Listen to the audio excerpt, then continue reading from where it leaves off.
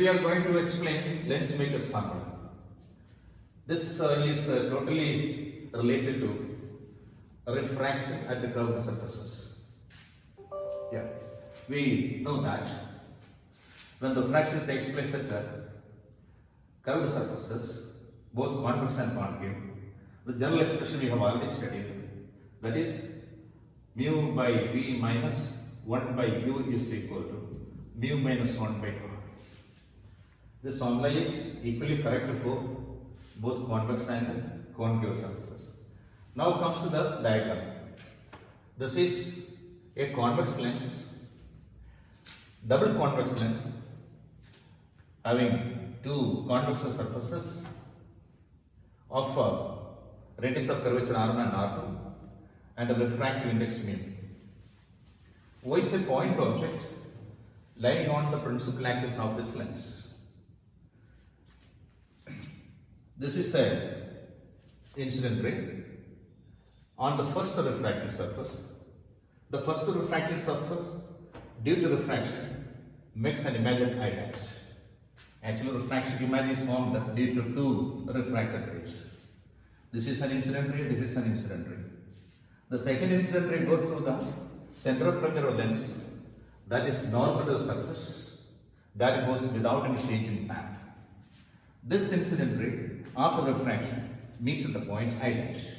Both these refracted rays meet at a point and where forms the refracted image due to the first refracting surface. So, for the first refracting surface, we can write for the first refracting surface, we can write mu by v dash minus 1 by u is equal to mu minus 1 divided by r. Why v dash? Because I dash is the image formed by the first surface. So for the first surface, the image distance is v dash. Image distance is v dash. So we can write mu by v dash minus 1 by u is equal to mu minus 1 by r. This is equation number 1. Now for the second refracting surface of radius of curvature R2, the first image I dash is acting as the virtual object, which finally forms the image at I at a distance v from the vertex end of the lens. Hence, for the second refracting surface, we can write 1 by mu by v minus 1 by v dash is equal to 1 by mu minus 1 divided by R2 we can write.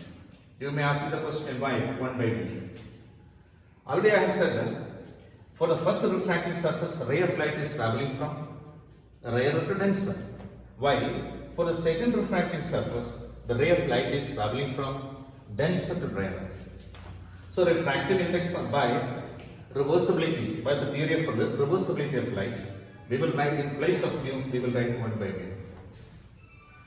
Now multiplying throughout by mu, all terms are multiplied by mu, then we will get 1 by mu divided by v into mu minus 1 by v dash into mu, that's equal to 1 by mu into mu minus 1 into mu, the whole divided by R2 we can write.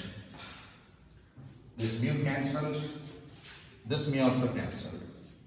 So we get the relation as 1 by v minus mu by v dash is equal to 1 minus mu is equal to 1 minus mu divided by R2. This equation is equation number 2. Equation number 1, equation number 2. So we have two equations now. Mu by v dash minus 1 by u is equal to mu minus 1 by r1, and second equation is 1 by v minus mu by v dash is equal to 1 minus mu by r. This can be written as equal to minus of mu minus 1 by r2 also we can write. Okay, let this be equation number 2. So what is equation number 2? 1 by v minus mu by v dash is equal to minus of mu minus 1 by r2. Adding equation 1 and 2, we will get. Adding equation 1 and 2, we will get. I'm done. Stop here. Not possible. Yeah. So adding these equations, we will get. These two equations adding. This equation, this is positive and this is negative. That is cancelled. We will get 1 by v minus 1 by u is equal to mu minus 1 into mu minus 1 into 1 by r1 minus 1 by r2 will be given. So this is the final expression we get. So this is a convex lens, and for this convex lens, v is the imaginary distance and u is the object distance. Okay? Now from this relation, analyzing this equation, 1 by v minus 1 by u is equal to mu minus 1 into 1 by r minus 1 by r2. Let us suppose that the object is at infinity. We have already studied earlier, for a convex lens, when the object is at infinity, the rays coming are supposed to be parallel. We can say u is equal to infinity. Naturally, for a convex lens, the image is formed at the focus. We can say v is equal to f. So the case when the object is at infinity, the image is formed at the focus. So in the above expression, if u is put infinity, then we will get 1 by v is equal to f. 1 by f minus 1 by infinity is equal to mu minus 1 into 1 by r1 minus 1 by r2. 1 by infinity is 0. Hence we can write 1 by f is equal to mu minus 1 into 1 by r1 minus 1 by r2. So this is called lens maker's formula. On the other hand, one more condition we will explain in this connection. That's also very simple. You can follow that also. Suppose that the object is at focus. For a convex lens, double convex lens, suppose an object is at focus, then u is equal to f. When object is at focus, the rays of light on falling on the convex lens after refraction goes parallel. So it is our assumption that parallel rays meet at infinity. That means image is formed at infinity. That means v is equal to infinity. So in this case, when the object is at focus, then the image is formed at infinity. That is u is equal to f and v is equal to infinity.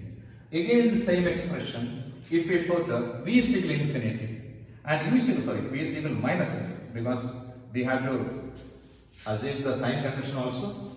So u is equal to minus f and v is equal to infinity. Putting this equation, putting the value in this equation, we will get 1 by infinity minus 1 by minus f is equal to mu minus 1 into 1 by r1 minus 1 by r2. So this is cancelled. Again we are getting the same expression, 1 by f is equal to mu minus 1 into 1 by r1 minus 1 by r2. So this is called lens maker's formula. This is called lens maker's formula because after making a lens having two radius of curvature, first of all, the maker will calculate the radial curvature of both the surfaces, then applying the formula and can find the focal length of this lens. That is why it is called lens maker's formula. Then now I am going to explain the application of this formula. Suppose a convex lens, a double convex lens is in air. Then the refractive index of the medium is mu A, and refractive index of the lens is mu. Then we can put the values accordingly. 1 by FA is equal to, what is FA? FA is the focal length of the convex lens in air. That's equal to mu. Mu means the refractive index of the medium with respect to air. Suppose it is glass only, therefore mu G A minus 1 into 1 by R1 minus 1 by R2. So this is the expression for focal length of the convex lens when it was kept in air or vacuum. You know this condition, this one. When a convex lens is placed in the air medium, the refractive index of the medium is read as mu Ga. First the glass material and then the medium in which it is kept. Mu Ga minus 1 into 1 by R1 minus 1 by R2. Suppose the lens is now kept inside a liquid. Then the focal length of the convex lens is given by 1 by Fl is equal to mu Gl minus 1 into 1 by R1 minus 1 by R. Okay? Why this mu Gl? This is also very easy to understand because now the glass lens is placed inside the liquid. Then refractive index of glass with respect to liquid is mu Gl minus 1 into 1 by R1 minus 1 by R2. This can be taken as equation number 1. This is taken as equation number 2. Now, dividing equation 1 by 2, we will get just to divide like this. Then these two cancel. Now what do you get? 1 by Fa. 1 by Fa divided by 1 by Fl. That's equal to mu Ga minus 1 divided by mu Gl minus 1. That is 1 by Fa divided by 1 by Fl is equal to Fl by Fa. Fl divided by Fa is equal to mu Ga minus 1 divided by mu Gl minus 1. So this is the expression we are getting. Now let us consider that what is this? This is the refractive index of glass with respect to the liquid. This is the refractive of glass with respect to air or vacuum. This same can be written as equal to mu Ga minus 1 divided by this one. Mu Ga divided by mu La minus 1. This everybody knows this because mu Ga is equal to, once again I am writing here, mu Ga is equal to mu G by mu L. Sorry, mu Gl. Mu Gl is equal to mu G by mu L. Okay, that is why mu G means mu Ga. That is a mu Ga and here also mu L. Taking the LCM, we will get mu Ga minus 1 the whole into mu La divided by mu Ga minus mu La. This is the expression finally we are getting. So Fl by F is equal to Fl by F is equal to mu Ga minus 1 into mu La the whole divided by mu Ga minus mu La. Right? Now it is very simple to understand this. Suppose that the refractive index of the lens material is greater than the refractive index medium in which it is cut. Yeah, it means mu Ga is greater than mu La. If mu Ga is greater than mu La, then the denominator becomes positive. Hence, Fl by Fa is positive. Therefore, Fl by Fa is positive. Hence, Fl is positive. Fl positive means the lens, if it is a convex lens, it will behave like a convex lens. If it is a concave lens, it will behave like a concave lens. Right? So, we have taken the convex lens only. The convex lens is immersed to the liquid of refractive index mu La, and the refractive index of the material of the lens is greater than the refractive index of the liquid in which it is placed. Then the convex lens will behave like a convex lens only. Second case. Suppose case number 2, if mu La is greater than mu Ga. What's the meaning of this? Refractive index of the liquid medium is greater than the refractive index of the lens medium. Then what will happen? This is greater than this is less. Then the numerator becomes negative. Therefore, we can write FL by FA is negative. Therefore, FL is negative. FL is negative. So what is happening? We have used a double convex lens kept in a liquid medium such that the refractive index of the medium is greater than the refractive index of the material of the lens. Then the convex lens will behave like a concave lens inside the liquid. So this is a very interesting thing. If a question is asked, can a convex lens can behave like a convex lens? Yes. Or a convex lens can behave like a concave lens? Yes. If the convex lens is placed in a liquid whose refractive index is greater than the refractive index of the lens material, then the convex lens will behave like a concave lens and vice versa. It means a concave lens can behave like a convex lens also, or a convex lens can behave like a concave lens also. Then case number 3. So these two cases you have already followed, I suppose. Case number 3. Case number 3 is also very simple. In this is the equation FL by FA is equal to mu G A minus 1 into mu L A divided by mu G A minus mu L A. In this expression, if mu G A is equal to mu L A, what does it mean? The refractive index of the lens material is same as equal to the refractive index of the medium in which it is kept. Then the denominator becomes equal to 0 and the expression goes equal to infinity. That means FL by FA is equal to infinity. That means FL is infinity. Therefore, FL is infinity. Infinite focal length is the focal length of a plain glass plate. So we have used a double convex lens.